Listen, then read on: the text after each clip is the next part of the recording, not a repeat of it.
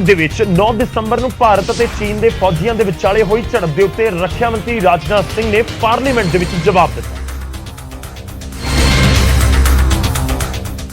ਰਾਜਨਾਥ ਨੇ ਆਪਣੇ 3 ਮਿੰਟ ਦੇ ਜਵਾਬ ਦੇ ਵਿੱਚ ਕਿਹਾ ਕਿ ਹੱਥੋਂ-ਪਾਈ ਦੇ ਵਿੱਚ ਦੋਵੇਂ ਵਾਲੇ ਪਾਸੇ ਤੋਂ ਫੌਜੀਆਂ ਨੂੰ ਸੱਟਾਂ ਲੱਗੀਆਂ। ਸਾਡਾ ਕੋਈ ਫੌਜੀ ਨਹੀਂ ਮਾਰਿਆ ਗਿਆ। ਹਾਂ, 17,000 ਫੁੱਟ ਦੀ ਉਚਾਈ ਦੇ ਉੱਤੇ ਤਵਾਂਗ ਦੇ ਯਾਂਗਤਸੇ ਦੇ ਵਿੱਚ 9 ਦਸੰਬਰ ਨੂੰ 600 ਚੀਨੀ ਫੌਜੀਆਂ ਨੇ ਘੁਸਪੈਠ ਦੀ ਕੋਸ਼ਿਸ਼ ਜ਼ਰੂਰ ਕੀਤੀ ਸੀ, ਪਰ ਭਾਰਤੀ ਫੌਜ ਨੇ ਲਾਠੀ ਡੰਡਿਆਂ ਦੇ ਨਾਲ ਉਹਨਾਂ ਨੂੰ ਵਾਪਸ ਖਦੇੜ ਦਿੱਤਾ।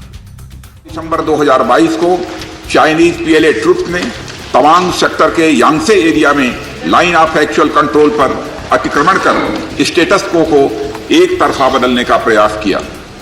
फेस ऑफ में हाथापाई भी हुई और भारतीय सेना ने बहादुरी से पीएलए को हमारी टेरिटरी में अतिक्रमण करने से रोका और उन्हें उनकी पोस्ट पर वापस जाने के लिए मजबूर कर दिया। हमारे किसी भी सैनिक की न तो मृत्यु हुई है और न ही कोई गंभीर रूप से घायल। ਰਾਜਨਾਥ ਨੇ ਦੱਸਿਆ ਕਿ ਝੜਪ ਤੋਂ ਬਾਅਦ ਲੋਕਲ ਕਮਾਂਡਰ ਨੇ 11 ਦਸੰਬਰ ਨੂੰ ਚਾਈਨੀਜ਼ ਕਾਊਂਟਰ ਪਾਰਟ ਦੇ ਨਾਲ ਫਲੈਗ ਮੀਟਿੰਗ ਕੀਤੀ। ਚੀਨ ਨੂੰ ਅਜਿਹੇ ਐਕਸ਼ਨ ਦੇ ਲਈ ਮਨਾ ਕਰ ਦਿੱਤਾ ਗਿਆ ਸੀ ਤੇ ਸ਼ਾਂਤੀ ਬਣਾ ਕੇ ਰੱਖਣ ਨੂੰ ਕਿਹਾ ਹੈ। ਕੂਟਨੀਤਿਕ ਪੱਧਰ ਦੇ ਉੱਤੇ ਵੀ ਮੁੱਦਾ ਚੁੱਕਿਆ ਗਿਆ। चीनी पक्ष को इस तरह के एक्शंस के लिए मना किया गया और सीमा पर शांति बनाए रखने के लिए उन्हें कहा गया। इस मुद्दे को चीनी पक्ष के साथ कूटनीतिक स्तर पर भी उठाया गया है। ਆਪਣੇ ਜਵਾਬ ਦੇ ਵਿੱਚ ਰਾਜਨਾਥ ਨੇ ਆਖਿਰ ਦੇ ਵਿੱਚ ਕਿਹਾ ਕਿ ਇਹ ਪਾਰਲੀਮੈਂਟ ਬਿਨਾਂ ਕਿਸੇ ਸੰਸ਼ੇ ਦੇ ਭਾਰਤੀ ਫੌਜ ਦੇ ਪਰਾਕਰਮ ਅਤੇ ਸਮਰੱਥਾ ਦਾ ਮਾਣ ਕਰੇਗੀ। ਤਾਂ ਭਾਰਤੀ ਫੌਜ ਦੇ ਜਵਾਨਾਂ ਨੇ ਇੱਕ ਵਾਰ ਫਿਰ ਤੋਂ ਖਦੇੜ ਦਿੱਤਾ ਹੈ ਔਰ ਬਹੁਤ ਸੈਂਸਿਟਿਵ ਇਲਾਕਾ ਜ਼ਰੂਰ ਹੈ ਔਰ ਚੀਨ ਦੇ ਨਾਲ ਇਹ ਜਿਹੜਾ ਸਰਹੱਦ ਵਿਵਾਦ ਹੈ ਇਹ ਵੀ ਖੂਬ ਪੁਰਾਣਾ ਹੁੰਦਾ ਹੋਇਆ ਨਜ਼ਰ ਆ ਰਿਹਾ ਹੈ। ਕਾਬਿਲੇ ਗੌਰ ਹੈ ਕਿ ਇਸ ਤੋਂ ਪਹਿਲਾਂ ਵੀ ਚੀਨ ਤੇ ਭਾਰਤ ਦੇ ਫੌਜੀ ਆਮੋ ਸਾਹਮਣੇ ਹੋ ਗਏ ਸਨ।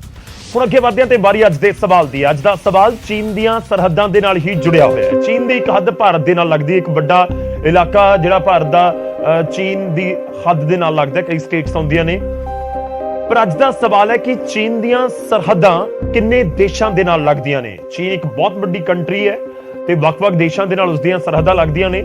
ਤਾਂ ਉਹ ਕਿੰਨੀਆਂ ਕੰਟਰੀਜ਼ ਨੇ ਜਿਨ੍ਹਾਂ ਦੀ ਹੱਦ ਚੀਨ ਦੇ ਨਾਲ ਲੱਗਦੀ ਹੈ? 4 ਆਪਸ਼ਨ ਤੁਹਾਨੂੰ ਦੇ ਰਹੇ ਹਾਂ। A 6 ਕੰਟਰੀਆਂ, B 9 ਦੇਸ਼, C 14 ਦੇਸ਼ ਜਾਂ ਫਿਰ D 18 ਦੇਸ਼। ਤੇ ਇਸ ਪ੍ਰੋਗਰਾਮ ਦੇ ਦੌਰਾਨ ਅਸੀਂ ਤੁਹਾਨੂੰ ਇਸ ਸਵਾਲ ਦਾ ਜਵਾਬ ਦੱਸਣ ਦੀ ਕੋਸ਼ਿਸ਼ ਕਰਾਂਗੇ ਕਿ ਕਿੰਨੇ ਦੇਸ਼ਾਂ ਦੇ ਨਾਲ ਸਰਹੱਦਾਂ ਲੱਗਦੀਆਂ ਨੇ ਚੀਨ ਦੀਆਂ। ਬਹੁਤ ਸਾਰਿਆਂ ਨਾਲ ਵਿਵਾਦ ਵੀ ਹੈ, ਉਹਨਾਂ ਦੇ ਵਿੱਚ ਇੱਕ ਤਿੱਬਤ ਵੀ ਹੈ, ਭਾਰਤ ਵੀ ਹੈ। ਤੇ ਟੋਟਲ ਕਿੰਨੇ ਦੇਸ਼ਾਂ ਦੇ ਨਾਲ ਸਰਹੱਦ ਲੱਗਦੀ ਹੈ, ਕਿਹੜੇ ਉਹ ਦੇਸ਼ ਨੇ? ਇਸ ਪ੍ਰੋਗਰਾਮ ਦੇ ਦੌਰਾਨ ਹੀ ਅਸੀਂ ਤੁਹਾਨੂੰ ਸਵਾਲ ਦਾ ਜਵਾਬ ਪੂਰੀ ਜਾਣਕਾਰੀ ਦੇ ਨਾਲ ਦੱਸਾਂਗੇ। ਹੁਣ ਅੱਗੇ ਵਧਦੇ ਹਾਂ ਤੇ ਗੱਲ ਅੰਮ੍ਰਿਤਪਾਲ ਸਿੰਘ ਦੀ। ਅੰਮ੍ਰਿਤਪਾਲ ਸਿੰਘ ਦੇ ਸਮਰਥਕਾਂ ਨੇ ਜਲੰਧਰ ਦੇ ਮਾਡਲ ਟਾਊਨ ਗੁਰਦੁਆਰਾ ਸਾਹਿਬ ਦੇ ਵਿੱਚ ਰੱਖੇ ਬੈਂਚਾਂ ਨੂੰ ਪੁੱਟ ਕੇ ਬਾਹਰ ਸੁੱਟਿਆ ਅਤੇ ਫਿਰ ਅੱਗ ਦੇ ਹਵਾਲੇ ਕਰ ਦਿੱਤਾ। ਤੇ ਵਾਰਿਸ ਪੰਜਾਬ ਦੇ ਮੁਖੀ ਅੰਮ੍ਰਿਤਪਾਲ ਆਪਣੇ ਜਥੇ ਦੇ ਨਾਲ ਗੁਰਦੁਆਰਾ ਸਾਹਿਬ ਪਹੁੰਚੇ ਸਨ, ਜਿੱਥੇ ਅੰਮ੍ਰਿਤਪਾਲ ਤੇ ਉਹਨਾਂ ਦੇ ਸਮਰਥਕਾਂ ਨੇ ਗੁਰਦੁਆਰਾ ਸਾਹਿਬ ਦੇ ਵਿੱਚ ਪਈਆਂ ਕੁਰਸੀਆਂ ਪਹਿਲਾਂ ਬਾਹਰ ਸੁੱਟੀਆਂ ਤੇ ਫਿਰ ਉਹਨਾਂ ਦੇ ਵਿੱਚ ਅੱਗ ਲਗਾ ਦਿੱਤੀ।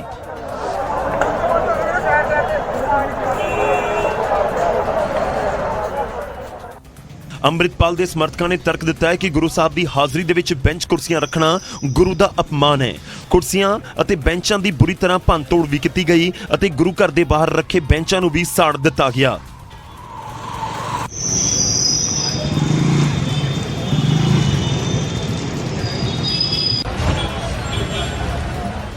ਇਸ ਦੌਰਾਨ ਲੋਕਾਂ ਦੀ ਭਾਰੀ ਭੀੜ ਇਕੱਠੀ ਹੋ ਗਈ ਤੇ ਇਹ ਰੌਲਾ ਰੱਪਾ ਕਰੀਬ 2 ਤੋਂ 3 ਘੰਟੇ ਜਾਰੀ ਰਿਹਾ। ਦੱਸ ਦਈਏ ਕਿ ਇਸ ਤੋਂ ਪਹਿਲਾਂ ਕਪੂਰਥਲਾ ਦੇ ਗੁਰੂ ਘਰ ਦੇ ਵਿੱਚ ਰੱਖੇ ਬੈਂਚ ਕੁਰਸੀਆਂ ਨੂੰ ਵੀ ਅੰਮ੍ਰਿਤਪਾਲ ਦੇ ਸਮਰਥਕਾਂ ਨੇ ਅੱਗ ਲਗਾ ਕੇ ਸਾੜ ਦਿੱਤਾ ਸੀ।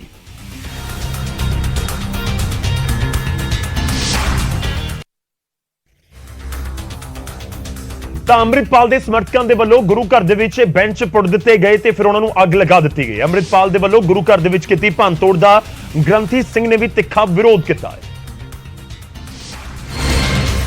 ਤੇ ਮਾਡਲ ਟਾਊਨ ਗੁਰਦੁਆਰਾ ਸਾਹਿਬ ਦੇ ਗ੍ਰੰਥੀ ਸਿੰਘ ਨੇ ਅੰਮ੍ਰਿਤਪਾਲ ਦੇ ਤਰੀਕੇ ਨੂੰ ਗਲਤ ਕਰਾਰ ਦਿੱਤਾ। ਉਹਨਾਂ ਨੇ ਇਲਜ਼ਾਮ ਲਗਾਇਆ ਕਿ ਅੰਮ੍ਰਿਤਪਾਲ ਗੁਰਦੁਆਰਾ ਸਾਹਿਬ ਦੇ ਅੰਦਰ ਗੁਰੂ ਸਾਹਿਬ ਵੱਲ ਪਿੱਠ ਕਰਕੇ ਖੜਾ ਹੋ ਗਿਆ ਤੇ ਉਹਨਾਂ ਨੂੰ 2 ਮਿੰਟਾਂ ਅੰਦਰ ਇਤਿਹਾਸਿਕ ਕਥਾ ਬੰਦ ਕਰਨ ਦੇ ਹੁਕਮ ਸੁਣਾ ਦਿੱਤੇ। पर उन्होंने मत्था टेक के बैठने की बजाय कुर्सियां वाले पासे चले गए तो महाराज वाल पिट्ठा करके सारे खड़े हो गए। सुनेहा भेज दे कि भाई साहब जी तुसी कथा की फतेह बुलाओ, पर उन्होंने इस तरह कोई नहीं किया। सगों ਮਤਲਬ ਇੱਕ ਤਰ੍ਹਾਂ ਦਾ ਆਪਾਂ ਜਿਵੇਂ ਹੁਕਮ ਕਰਦੇ ਕਿਸੇ ਨੂੰ ਕਿ ਭਾਈ ਸਾਹਿਬ ਫਤਿਹ ਬੁਲਾ ਦਿਓ, ਬਸ 2 ਮਿੰਟ ਦਿਓ, ਇਦਾਂ ਨਹੀਂ ਹੁੰਦਾ ਗੁਰੂ ਘਰ 'ਚ ਟਾਈਮ। ਗ੍ਰੰਥੀ ਸਿੰਘ ਦੇ ਵੱਲੋਂ ਉਹ ਥਾਂ ਵੀ ਦਿਖਾਈ ਗਈ ਜਿੱਥੇ ਕੁਰਸੀਆਂ ਲਗਾਈਆਂ ਗਈਆਂ ਜੋ ਕਿ ਦਰਬਾਰ ਸਾਹਿਬ ਤੋਂ ਕਰੀਬ 1.5 ਤੋਂ 2 ਫੁੱਟ ਨੀਵੀਂ ਹੈ। ਉਹਨਾਂ ਅੰਮ੍ਰਿਤਪਾਲ ਤੋਂ ਕੁਰਸੀਆਂ ਸਾੜਨ ਦੇ ਲਈ ਸ਼੍ਰੀ ਅਕਾਲ ਤਖਤ ਸਾਹਿਬ ਵੱਲੋਂ ਦਿੱਤੇ ਹੁਕਮਨਾਮੇ ਦੀ ਮੰਗ ਵੀ ਕੀਤੀ। ਹਾਲਾਂਕਿ ਸਾਡਾ ਹਾਲ ਸੈਪਰੇਟ ਆ, ਤੁਸੀਂ ਦੇਖ ਹੀ ਲਿਆ, ਦਰਵਾਜ਼ਾ ਬਾਹਰ ਦੀ ਆਉਂਦਾ ਆ, ਬਾਹਰ ਦੀ ਆਣ ਕੇ ਇੱਥੇ ਸੰਗਤ ਜਿਹੜੀ ਸਾਡੀ ਉਹ ਬਹਿੰਦੀ ਹੈ। ਔਰ ਉਹਨਾਂ ਦੇ ਬੈਠਣ ਦਾ ਤਰੀਕਾ ਵੀ ਦੇਖੀਏ ਤਾਂ ਐਸਾ ਵਾ ਵੀ ਉਹ ਇੰਨੇ ਨੀਵੇਂ ਮਤਲਬ ਹੈਗੇ ਆ ਵੀ ਉਹਨਾਂ ਦਾ ਸਿਰਫ ਗਰਦਨ ਨਜ਼ਰ ਆਉਂਦੀ। ਤੇ ਹੁਣ ਇਸ ਘਟਨਾ ਤੋਂ ਬਾਅਦ ਜਿੱਥੇ ਗੁਰਦੁਆਰਾ ਪ੍ਰਬੰਧਕਾਂ 'ਚ ਰੋਸ ਹੈ, ਉੱਥੇ ਹੀ ਅੰਮ੍ਰਿਤਪਾਲ ਦੇ ਖਿਲਾਫ ਪੁਲਿਸ ਥਾਣੇ ਦੇ ਵਿੱਚ ਸ਼ਿਕਾਇਤ ਵੀ ਕਰ ਦਿੱਤੀ ਗਈ ਹੈ।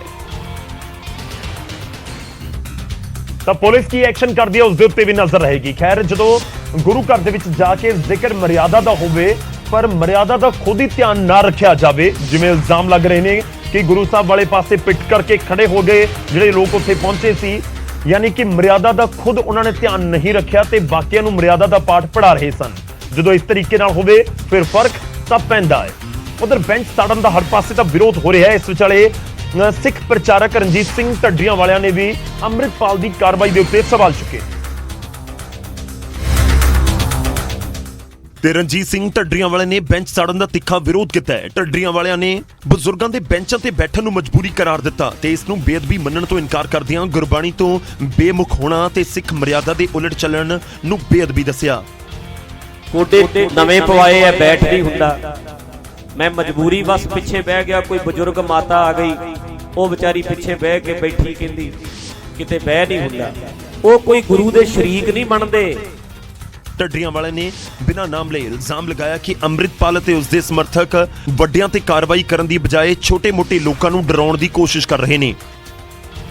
ਵੱਡਿਆਂ ਨੂੰ ਨਹੀਂ ਕਹਿੰਦੇ, ਆ ਨਿੱਕੇ-ਨਿੱਕੇ ਜਿਹੜੇ ਵਿਚਾਰੇ ਨੇ ਉਹਨਾਂ ਨੂੰ ਕਹਿਣਗੇ ਤੇਰੀਆਂ ਕੁਰਸੀਆਂ ਨੂੰ ਅੱਗ ਲਾਵਾਂਗੇ, ਤੇਰੇ ਵਾਲੇ ਬੈਂਚ ਫੂਕਾਂਗੇ ਜਿਹਦੇ ਤੇ ਬੈਠਦੇ ਹੋ ਤੁਸੀਂ, ਤੁਹਾਨੂੰ ਬਹਿਣ ਨਹੀਂ ਦੇਣਾ, ਵੇਖ ਕਿਉਂ ਕਰਦੇ ਆ ਕਿ ਤੁਹਾਡਾ ਕੰਮ। ਕੁੱਲ ਮਿਲਾ ਕੇ ਅੰਮ੍ਰਿਤਪਾਲ ਦੀ ਕਾਰਵਾਈ ਦਾ ਹਰ ਪਾਸੇ ਵਿਰੋਧ ਹੋਣ ਲੱਗਿਆ ਹੈ, ਜਦਕਿ ਅੰਮ੍ਰਿਤਪਾਲ ਦਾ ਤਰਕ ਹੈ ਕਿ ਮਹਾਰਾਜ ਦੇ ਤਖਤ ਯਾਨੀ ਕਿ ਪਾਲਕੀ ਸਾਹਿਬ ਦੇ ਬਰਾਬਰ ਕੁਰਸੀ ਜਾਂ ਮੇਜ਼ ਢਾ ਕੇ ਬਹਿਣਾ ਗੁਰੂ ਦੀ ਬੇਅਦਬੀ ਹੈ। ਫਿਲਹਾਲ ਮਾਮਲੇ ਤੇ ਰੇੜਕਾ ਬਰਕਰਾਰ ਹੈ। ਜਿਹਾ ਰੇੜਕਾ ਬਰਕਰਾਰ ਹੈ, ਪਰ ਦੂਜੇ ਪਾਸੇ ਅੰਮ੍ਰਿਤਪਾਲ ਸਿੰਘ ਤੇ ਉਹਨਾਂ ਦੇ ਸਮਰਥਕਾਂ ਦੇ ਵੱਲੋਂ ਜੋ ਬੈਂਚ ਸਾੜੇ ਗਏ ਉਸ ਦਾ ਵਿਰੋਧ ਜ਼ਰੂਰ ਹੋ ਰਿਹਾ ਹੈ। ਉਧਰ ਬਲਜੀਤ ਸਿੰਘ ਦਾਦੂਵਾਲ ਨੇ ਤਾਂ ਇਸ ਪੂਰੇ ਵਾਕਿਏ ਨੂੰ ਹੀ ਤਾਲੀਬਾਨੀ ਕਰਾਰ ਦੇ ਦਿੱਤਾ।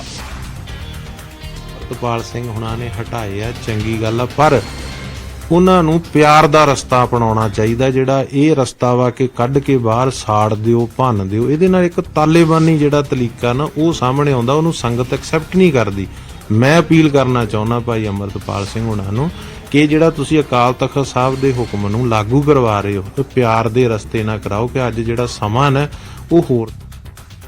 ਤੇ ਹੁਣ ਗੱਲ ਸੰਗਤ ਦੀ ਵੀ, ਉਹ ਕੀ ਸੋਚਦੀ ਹੈ ਉਹ ਵੀ ਤੁਹਾਨੂੰ ਦੱਸਦੇ ਹਾਂ। ਅੰਮ੍ਰਿਤਪਾਲ ਦੇ ਜਥੇ ਨੇ ਜਿਹੜੇ ਬੈਂਚ ਕੁਰਸੀਆਂ ਤੋੜੇ ਉਹ ਬਜ਼ੁਰਗਾਂ ਦੇ ਲਈ ਲਗਾਏ ਗਏ ਸੀ, ਜਿਸ ਤੋਂ ਹੁਣ ਬਜ਼ੁਰਗ ਵੀ ਖਫਾ ਨਜ਼ਰ ਆਏ। ਨਿਊਜ਼ 18 ਦੇ ਨਾਲ ਗੱਲਬਾਤ ਦੌਰਾਨ ਮਾਡਲ ਟਾਊਨ ਗੁਰਦੁਆਰਾ ਸਾਹਿਬ ਪਹੁੰਚੇ ਬਜ਼ੁਰਗਾਂ ਨੇ ਅੰਮ੍ਰਿਤਪਾਲ ਤੋਂ ਤਿੱਖੇ ਸਵਾਲ ਪੁੱਛੇ ਤੇ ਹੁਣ ਜਦੋਂ ਬੈਂਚ ਕੁਰਸੀਆਂ ਤੋੜ ਦਿੱਤੇ ਗਏ ਨੇ ਤਾਂ ਉਹ ਕਿੱਥੇ ਬੈਠ ਕੇ ਅਤੇ ਕਿਵੇਂ ਗੁਰਬਾਣੀ ਸਰਵਣ ਕਰਨ। ਕਈ ਬਜ਼ੁਰਗ ਤਾਂ ਗੁਰੂ ਘਰ ਦੇ ਬਾਹਰ ਥੜੇ ਦੇ ਉੱਤੇ ਬੈਠ ਕੇ ਗੁਰਬਾਣੀ ਦਾ ਪਾਠ ਕਰਦੇ ਨਜ਼ਰ ਆਏ। ਪਰ ਅੱਜ ਸਾਡਾ ਸਾਰਾ ਸ਼ਹਿਰ ਜਲੰਧਰ ਬਹੁਤ ਨਿਰਾਸ਼ ਆ, ਕੋਈ ਬੋਲ ਨਹੀਂ ਰਿਹਾ। ਇਹਦੇ ਵਿੱਚ ਮੈਂ ਕਿਸੇ ਵੀ ਮੁਹਿੰਮ ਚਲਾਉਣ ਵਾਲੇ ਨੂੰ ਕੋਈ ਬਹੁਤਾ ਸ਼ਾਬਾਸ਼ ਨਹੀਂ ਦਊਂਗਾ। ਇਹ ਨਲਾਇਕੀ ਸਰਕਾਰ ਦੀ ਹੈ। ਜਦੋਂ ਸਰਕਾਰ ਤੇ ਲੀਡਰਲੈਸ ਲੋਕ ਹੁੰਦੇ ਆ ਨਾ, ਉਦੋਂ ਇਦਾਂ ਦੇ ਚਿਹਰੇ ਉਤਪੰਨ ਹੁੰਦੇ ਆ। ਜਦਕਿ ਗੁਰੂ ਘਰ ਪਹੁੰਚੀ ਹੋਰ ਸੰਗਤ ਨੇ ਕਾਰਵਾਈ ਨੂੰ ਗਲਤ ਦੱਸਿਆ ਤੇ ਭੰਨਤੋੜ ਕਰਨ ਵਾਲਿਆਂ ਨੂੰ ਸਿੱਖ ਮੰਨਣ ਤੋਂ ਹੀ ਇਨਕਾਰ ਕਰ ਦਿੱਤਾ। ਹੋਣੀਆਂ ਚਾਹੀਦੀਆਂ। ਦੇਖੋ ਸਾਡੇ ਵਰਗੇ ਬਜ਼ੁਰਗ ਥੱਲੇ ਨਹੀਂ ਬੈਠ ਸਕਦੇ ਕਿਉਂਕਿ ਉਹ ਬਿਲਕੁਲ ਹਟਵੀਂ ਜਗ੍ਹਾ ਬਣਾਈ ਗਈ ਹੈ। ਹਟਵੀਂ ਜਗ੍ਹਾ ਪਰਲੇ ਪਾਸੇ ਬਣੀ ਗਈ, ਪਰ ਅਸੀਂ ਲੋਕੀ ਬਜ਼ੁਰਗ ਕਿੱਥੇ ਜਾਈਏ? ਗੁਰਦੁਆਰੇ ਆਨੇ ਅੱਧਾ ਘੰਟਾ ਬੈਠੀਏ, ਕੁਛ ਥੱਲੇ ਬੈਠਿਆ ਨਹੀਂ ਜਾਂਦਾ ਸਾਡੇ ਕੋਲੋਂ। ਇਹ ਗਲਤ ਗੱਲ ਹੈਗੀ ਉਹਨਾਂ ਦੀ। ਤੇ ਸਿੱਖ ਸੰਗਤਾਂ ਅੰਮ੍ਰਿਤਪਾਲ ਦੀ ਕਾਰਵਾਈ ਦਾ ਵਿਰੋਧ ਕਰ ਰਹੀਆਂ ਨੇ, ਜਦਕਿ ਅੰਮ੍ਰਿਤਪਾਲ ਤੇ ਉਸ ਦੇ ਸਮਰਥਕ ਇਸ ਪਿੱਛੇ ਆਪਣੇ ਹੀ ਤਰਕ ਦੇ ਰਹੇ ਨੇ।